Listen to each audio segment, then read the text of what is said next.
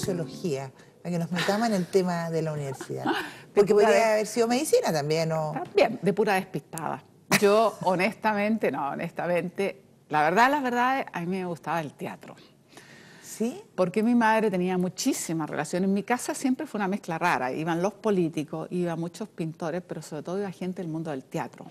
Que mi madre siempre fue muy amiga, y con la Marta Ría, la Mónica Echeverría, todo esto era un clan de mujeres que estaban siempre muy vinculadas al mundo del teatro. Entonces había mucha esta gente en mi casa.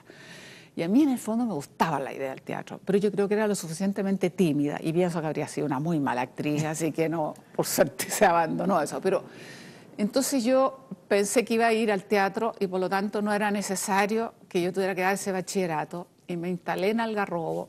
Y decidí que yo no me iba a preocupar.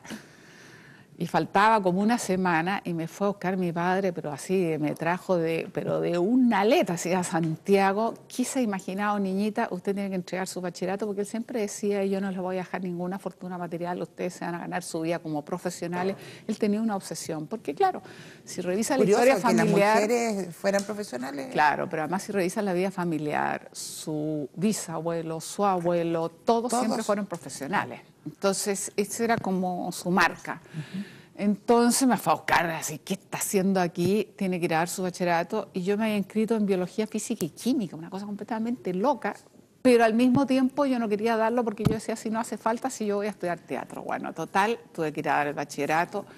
No fue un puntaje muy brillante, cosa que sorprendió a toda la gente porque yo era buena alumna, no así excelencia, pero de las buenas alumnas en Dan Alastair, y nadie entendía. Y lo que pasa es que yo tuve crisis vacacional, no sabía qué hacer. Vi Biología, Física y Química porque obviamente de alguna manera la influencia de mi padre, mi hermana Beatriz, como que iba por ese lado.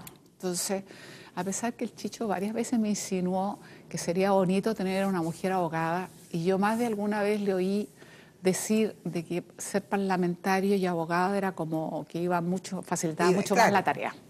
Y yo lo veo hasta el día de hoy. Sí. Pero yo no le hice caso. Entonces hice ese bachillerato, saqué el puntaje justo para entrar a sociología. ¿Por qué sociología? Porque hablé con el hermano de una compañera mía que había estudiado sociología varios años antes, apenas se había abierto la carrera.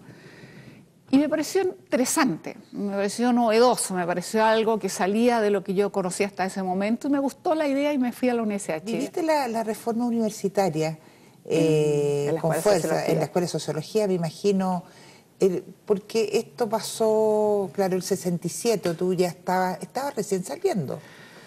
Yo entré el 62, tenía 17 años recién cumplido, entonces estaba ya recién saliendo, pero... íbamos porque yo estaba incluso colaboraba ahí con uno de los profesores titulares, una especie de ayudante un poco así ad hoc, pero... Sí. Y sí la vivimos muy intenso, la Escuela de Sociología estaba tomada, nosotros acompañábamos a la gente, nos pareció así como interesante. ¿Cómo era el ambiente de esa época? Porque ya posteriormente se va a hacer cada vez más polarizado, pero todavía tú podías conversar de política con gente del Partido Radical, del PC, de la derecha. ¿Cómo eran las relaciones de los estudiantes en la propia universidad? Yo el recuerdo que tengo en la universidad es que era perfectamente posible convivir. No me recuerdo así de grandes dosis de violencia. Las mayores violencias a veces salíamos por Vietnam, cosas así, y nuestro encuentro más bien era con carabineros, salíamos a desfilar por Vietnam, por Cuba, sí.